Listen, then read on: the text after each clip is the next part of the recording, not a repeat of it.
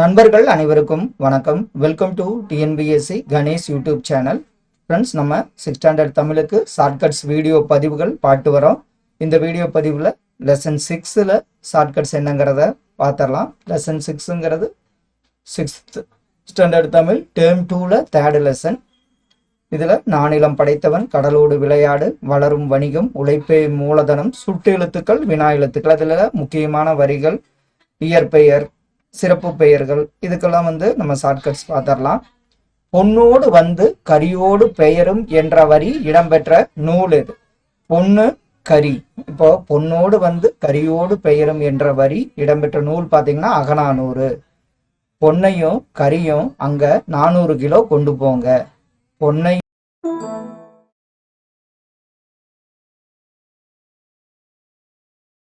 பொன்னையும் கரியும் 400 கிலோ அங்க 400 கிலோ கொண்டு போங்க.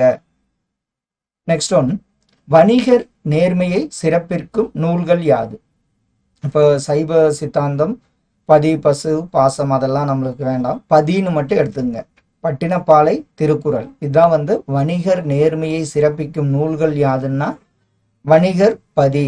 வணிகர் திருப்பதி அப்படின்னு நாம் வச்சுங்க. அந்த வணிகர் பேரு திருப்பதி. அதுல நம்ம பதி தான். பதி திருக்குறள், பட்டினப்பாலைக்கு பதிவாக தான் என்ன பண்ணி சொல்லியிருக்கோம். பட்டினப்பாலை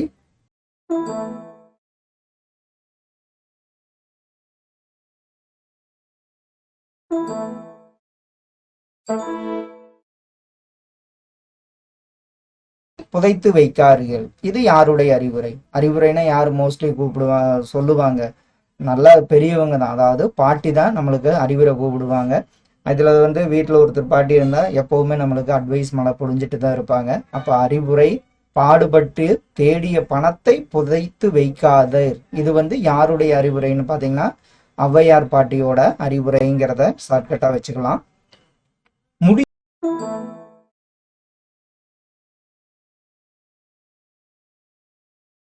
ஷார்ட்கட்ஸ்க்கு தான். முடி நாம எப்படி வெட்டுவோம்?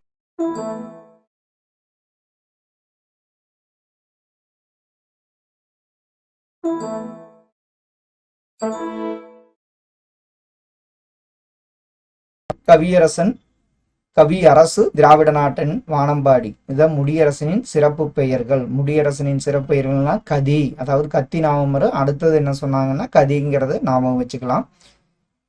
கவியரசு, திராவிட நாட்டின் வானம்பாடி.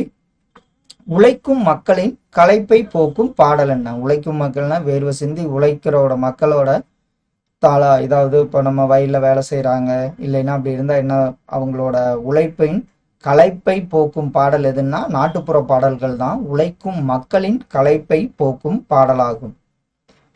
வெள்ளி பனிமலையின் மீது என்ற வரியை பாடியவர் யாருன்னா பாரதியார் தான். இந்த வரிகளை நம்மளுக்கு கண்டிப்பா ஞாபகம் வந்துடும். வெள்ளி பனிமலை அப்படின்னாவே பாரதியார் தான் வெள்ளி பனிமலை மீது ஏறினாருங்கிறது கூட ஷார்ட்கட்டா வச்சுக்கலாம்.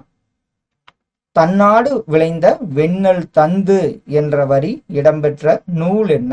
இப்போ தன்னாடு, நம்ம ஒரு நாட்டுல விளைந்த வெண்ணெல் கொடுத்தாலும் அந்த நெல் எப்படி இருக்கணும்? நல்ல நெல்லா இருந்தா தான் வாங்குவாங்க.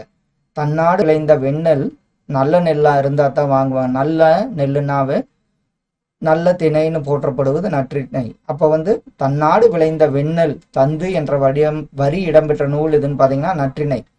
வெண்ணெல் எப்படி இருக்கணும்? நல்ல நெல்லா இருந்தா தான் வாங்குவாங்க. அதனால நற்றிணை அப்படிங்கிறத ஞாபகம் வச்சுக்கலாம். நடுவு நின்ற நன்னெஞ்சினோர் என்ற வரி இடம்பெற்ற நூல் எது? இப்போ வணிகர்கள் நேர்மையைத்தான் நடுவு நின்ற நன்னெஞ்சினோர் அப்படின்னு பட்டினப்பாலை சிறப்பிக்குது. இப்ப நம்ம பட்டணம் போறோம், நடு ரோட்ல நடு ரோட்ல என்ன ஆயிரும்? பஸ் மோதி நம்மளுக்கு பால் ஊத்திடுவாங்க. அதுதான் நடுவு நின்ற நன்னெஞ்சினோர் என்ற வரி இடம்பெற்ற நூல் எதுன்னா பட்டினப்பாலை. நடு ரோட்ல போய் நின்னோம்னா பஸ் ஏறி நம்மளுக்கு பால், அதாவது பட்டணத்துல போய் நடு ரோட்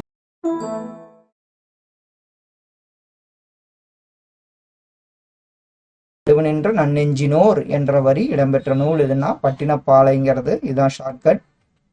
முடியரசனின் நூல்கள் யாவை?